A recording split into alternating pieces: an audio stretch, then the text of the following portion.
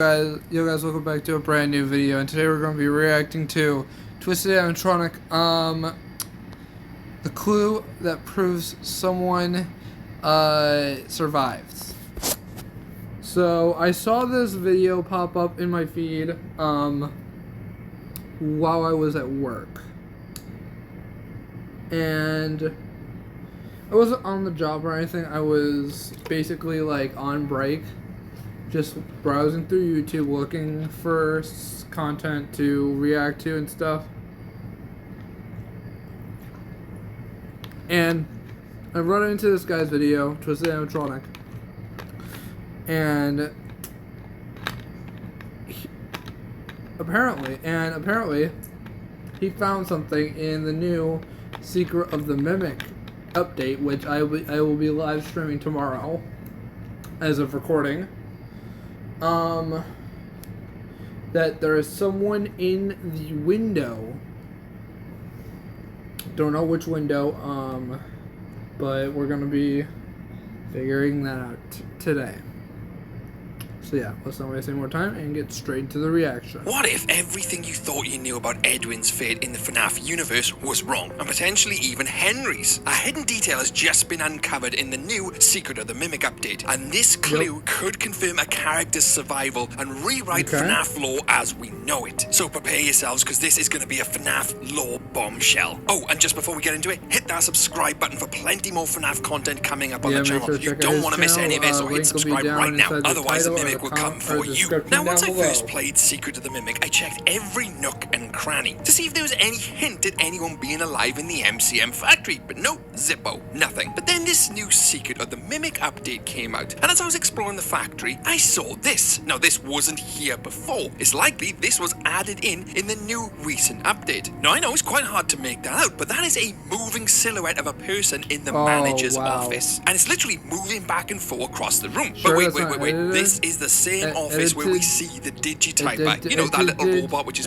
typing on a typewriter machine. But get this, the Digityper is stationary. It doesn't move around, and the silhouette in the window doesn't look like the Digityper, and it is moving from left to right. Oh, and get this, this silhouette is seen in the window after the Jackie chase, and the Digityper has been destroyed, literally removing the theory that this is the Digityper. Nope, that is an actual person. But who could this person be? Oh, and things only start to get more wild after this. You see, Steelball actually programmed this silhouette in. That's actually what it's called in the game files. But before we go any further, full disclosure, I wasn't the first one to discover this. I first seen it by a post made by Frenaldi717 on Reddit, and they showed me that this was coded into the files, and the file name for this silhouette is literally Warehouse 00 Silhouette, meaning this isn't a glitch or just some random thing. They put this in this window for us to see, meaning this is a living person inside the MCM factory. But who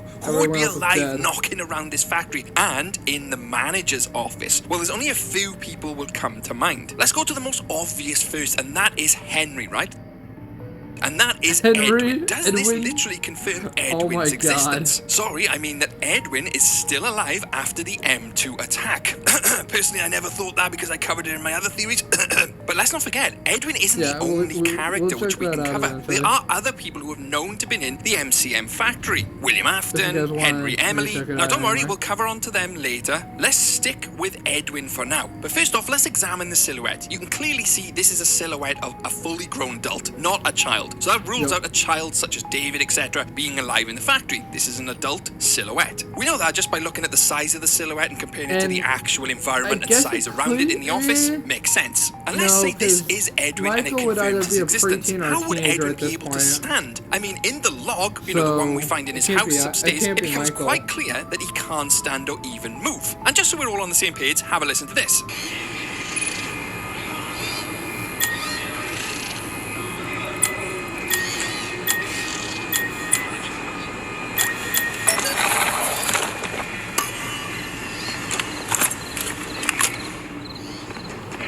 I can't feel my legs.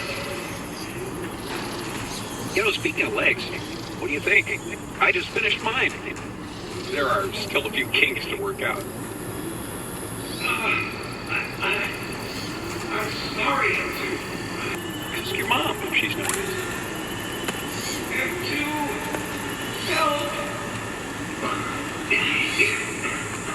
dialogue to me always said that M2 had left him there. Didn't outright kill him, try to stuff him, just decided that nope, I'm not going to help you because And you there's kind of no didn't help body, me. I've so- remade my legs and I'm going to leave you You there know? with your broken ones. If there's no That body, theory there's now no basically trace makes that sense because they M2 would have actually left, died. leaving him chance to escape because it would have been impossible for him to escape if M2 was still in the room. M2 wouldn't have allowed that and would have simply killed him outright. M2 had probably left, and that's when he took his chance to leave the building. That's why we never see a body, because he didn't die, right? I mean, Secret of the Mimic wasn't shy in showing us dead bodies. I mean, we've seen him everywhere, stuff. But Edwin's body? Nope, they didn't show us that because he's still alive. First rule of show business: if you don't see him die on screen or see their body, they can come back. Unless it's Alien 3. You see, we know Edwin's legs would have been damaged from the explosion, so would it be him we see in our window prancing back and forth like there's no tomorrow, as if he's got a brand new set of legs? That part for me doesn't line up. But we're not done with Edwin just yet. We will come back to him. For now, let's move on to someone who actually has legs. Could it be William Afton knocking around the facility? We know William Afton was actively poaching staff. We see it in emails. We know he was a good friend of Edwin Murray. We see that in emails. Could this be William Afton rummaging around the manager's office, trying to get more information, trying to poach more designs, steal more I stuff? don't think Well, so, in all honesty, I because find this unlikely. honestly, I mean, we know it doesn't make sense for Afton to go there since, well, there's a killer animatronic on the loose there, and, well, he's already sending us in over there to go retrieve all those items. So why would he go over there himself to go retrieve those items when they're already sending us, the player? I just got done with the Into the Pit live stream. I'm friggin' losing names. Anyway, us, the player, to go retrieve the Mimic if he was going to just go and retrieve everything himself.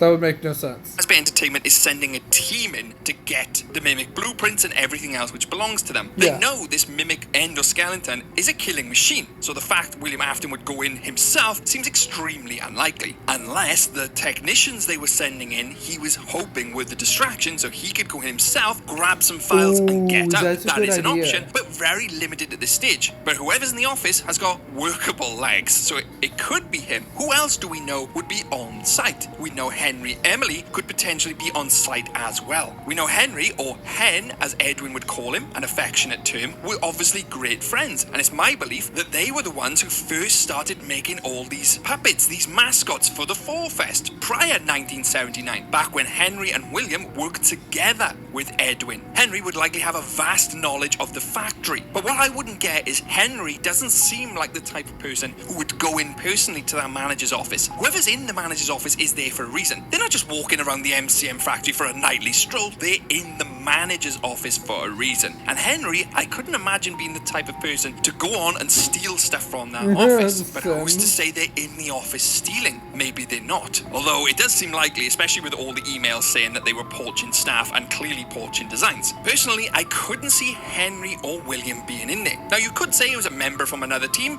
one of the other teams which was sent in, but again, we know they were wiped out, hence why they sent Arnold there. There was no team members left, otherwise they wouldn't even send Arnold there in the first place, so it is not another team. And it's at this point where things start to get extremely interesting, because we're going back to Edwin. We know Edwin to be a key roboticist, a genius who can make all types of designs, robots, animatronics. I mean, he built the Mimic, right? So who's to say he couldn't build himself a pair of new legs? I mean, there's nothing to say he couldn't, right? He built all these robots with legs. He could literally put on a pair of robotic animatronic legs, even scavenge them from a spring-lock suit if he needed to. Because the person we see in that window, that manager's office, is clearly walking. Like, he just built, himself some prosthetic legs.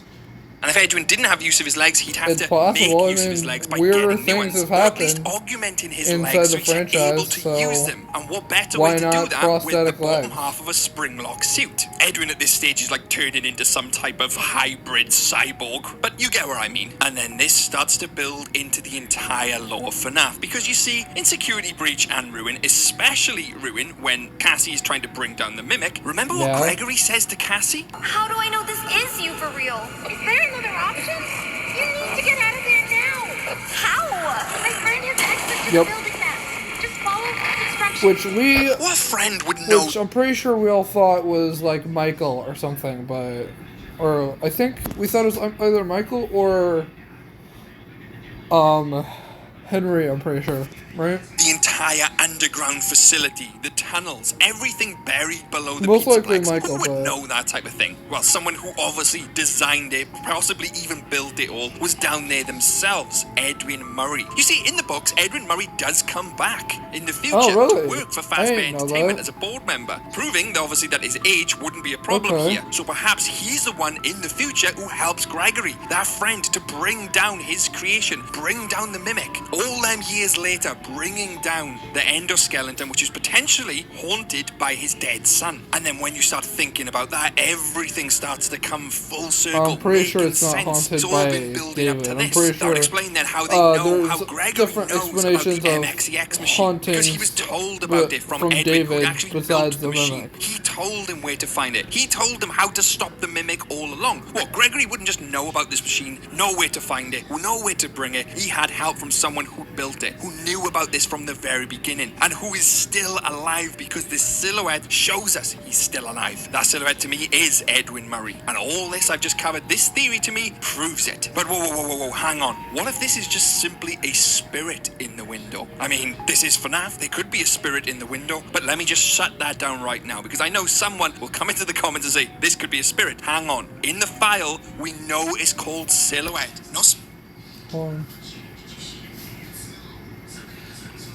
Okay, so it's in the warehouse. _00_ silhouette dot u asset. Okay, so it's a silhouette. Spirit, not ghost, silhouette. Yeah. That means it's a silhouette of a person. And besides, if it was going to be a ghost or spirit, they'd simply just name it that in the files. They wouldn't name it a silhouette. But that's just me. That's my logical thinking. But what do you think on this theory? Let me know in the comments below. And don't forget to hit the like button, because that does help this video. I think And that's a share it good with a theory. I FNAF think that's a theorist good to get idea. their point of view. Do you think I'm That right it on could this? be Let me know in the Edwin, comments below. Massive thanks to the Fazbear There's not Entertainment really a lot employees of who are other on screen. people Now, who it could Lauren, be. Rena. But if you guys want to check out the original video, link to his Twisted M's trunk will be down inside of a link inside of the description and or title. So yeah, we can we'll watch on how much time do we have on this video? 12 minutes. I think we got time for another reaction. We'll For just do years now, 5 the real reason the puppet isn't withered. It's close to a FNAF 2 movie, so why not? Nights at Freddy fans have been puzzled over the puppet's pristine condition. While other animatronics decay, wither away, the puppet remains eerily perfect. Why? It's supposed to be from the 1983 era, right? The same as the Wizards. But what if I told you its preserved state isn't just an artistic choice, but a crucial clue to the entire FNAF lore? Prepare to uncover the shocking truth today behind the puppet's unending youth. Immediately, let's look at FNAF 2. You can see Bonnie, Chica, Freddy all decaying messes. I mean, Yep. Bonnie's even missing his, face plate, but the puppet absolute pristine condition. How is this even possible? Initial observations, you can clearly see a stark contrast between the two, and the reason I'm bringing up the Wizards is because the puppet is from the same era as the Wizards. Which brings me on to another question. If Yep. Fazbear Entertainment decided to refurbish the puppet, I mean, they must have, right? Because if the puppet was from the original era, the same as the Wizards, the puppet would be as withered as them, but it's not. That tells me that Fazbear Entertainment decided to fix up the puppet, but not the Wizards?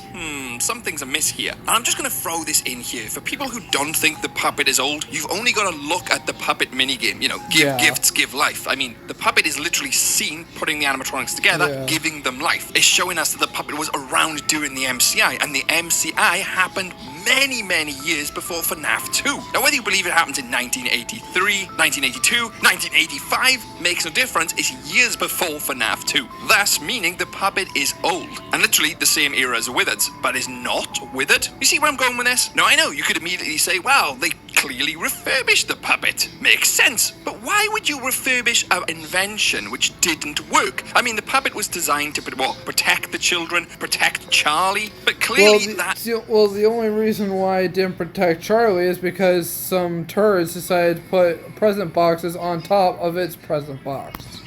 Didn't work, but yet they still brought it back. The point I'm getting at here is that Scott said he's only ever did one retcon in his entire lore life. Could that be that he retconned something about the puppet? You see, I don't actually believe that to be the case. I mean, retcon would imply that they've changed something which was there before. That isn't the case. I mean, in FNAF 2, they're introducing the puppet into the lore, so they can't really retcon the puppet. But what I do find extremely interesting is the phone guy actually says this line. Don't forget the music box.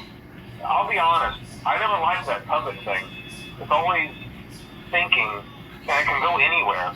I don't think the Freddy mask will fool it, so just don't forget the music box. You see, that right there tells me that the phone guy knew about the puppet, obviously, and that it was there before. He never liked it, past tense, meaning that thing has been around a long time, implying that there's a history of the puppet existing. Oh, we're just getting started. Not only that, think how the puppet basically ceased to exist. Well, sorry, how Charlie died and the puppet was found over her limp body. Now, I don't know about you, but keeping that puppet around after it was found over a child's dead body is extremely unethical. But why am I not surprised? This is Hasbro Entertainment. They probably did just find the puppet, clean it up a little bit, but this was back in 1982, 1983, and still kept it around. I mean, it's not going to have any kids. Hey, knock it off. Knock it off. Excuse me for a second. The other withered animatronics Okay, now that he's shut up, we can continue with the reaction. supposedly would have. You know, William Afton was supposed to have stuffed them in there, if you believe that part of the lore, like the film. But the puppet wouldn't have any bad odor or smell as such. Yeah. They would just take the puppet off the limp body, give it a quick whiz around, a little clean, and it's ready to go again. But you see, that would be back in the past again. And that's if they decided to keep that restaurant open and continue using the puppet, which is highly unlikely. I mean, they would have put it back into storage with the withereds. I mean, when they changed the designs to the toys, banged it all back into storage and they would have withered away, but the puppet didn't. What are we missing? You see, other things which have also bugged me is the puppet's appearance in other games. Well, sorry, lack of appearance in other games. We don't see it in FNAF 4's minigames, which is supposedly canon to the universe. I mean, FNAF 4's minigames are taking place in 1983, but we don't see the puppet there, right? We also don't see the puppet or any version of the puppet in Into the Pit. Now, don't get me started on the caniosity, if that's even a word of that game. Yeah, you get what I'm saying the puppet here. isn't really the puppet isn't even around. Isn't really it was taken into the out pit. of service, left to withered, but didn't. And let's also not forget that the puppet would be possessed by Charlie at this point as well. So if the puppet was put back into service, like we see in 1987 in FNAF 2, it's possessed by Charlie. Let's look at it in FNAF 2 again for a second. What do we know about it? We know it's in the wind-up music box, and you have to keep the box wound up so that it doesn't come out and attack you, right? So we know it's actively in the pizzeria at this stage. It's found at the prize counter, likely giving out gifts, exactly like we see in the minigame. And if it's actively in the pizzeria, it means they're going to maintain it, unlike the withered animatronics. That would make sense. But what doesn't make sense is why they put it back into the pizzeria. I mean, after it was found on top of a dead body. We know that they obviously moved away from the withereds to the toys, because the phone guy literally says they tried to retrofit the old ones with tech, but they were just so ugly. The idea at first was to repair them.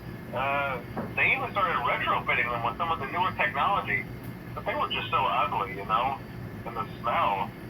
Not only that, they would also smell really bad. And their tech was really old, because we know the toys were retrofitted with this security system, so they could detect a predator a mile away. Again, phone guy says it. The puppet, obviously being a security puppet like it was in the old pizzeria, would kind of have that AI/programming built into it. So it'd be easy for them to just kind of retrofit his technology. We also know that the puppet still has the same function, because the phone literally guy says called the the security puppet, anywhere, so yeah. meaning he knows it goes around the pizzeria, likely because it is still in the Oh my god. Can you shut up? I'm not talking to you. I know. Can he shut up? For like 5 seconds. That's your answer.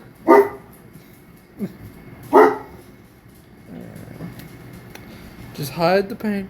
Hide the pain. original function, just like it was all them years ago. It's a security puppet. I mean, if you think back to the reason why it didn't protect Charlie, it's because Stop someone throwing had a put fit. presents on top of his box. It wasn't able to get out. So it wasn't exactly unfit for purpose. It just, someone stopped it from doing its job. But whoa. You Just could please, actually guys, I'm sorry, say just that the ignore him. puppet we seen in 1983 I can't do could anything about actually this. be a different puppet. Is there any truth just in gonna that? keep on Well, barking. let me tell you this right now. The puppet originally had no tear marks on the mask. That is how it was built. That is how it was manufactured. That is how all the puppets would look in the pizzerias if they were multiple, right? That's the way they're meant to look. It gets the tears after Charlie possesses the puppet. And the one we see in FNAF 2 is that exact puppet. It has the tear marks on its mask, indicating, yes, it is the same puppet from many moons ago. So if it is the same puppet, why isn't it withered? Well, I think the answer right now has been staring us in the face. It's still in service, so they've been maintaining it. With the withers were just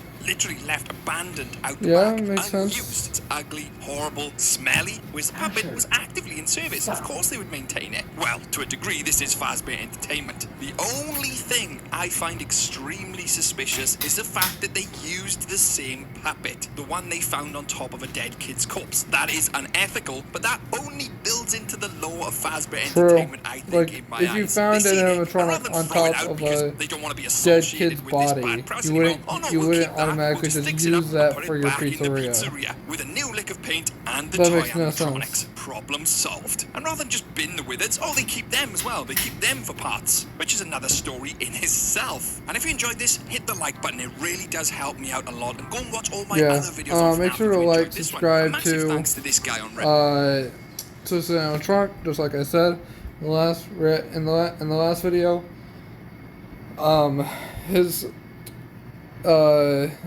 His link will be inside the title and or description. So yeah, make sure to like, subscribe if you guys haven't already. See you guys next video and our live stream. Peace.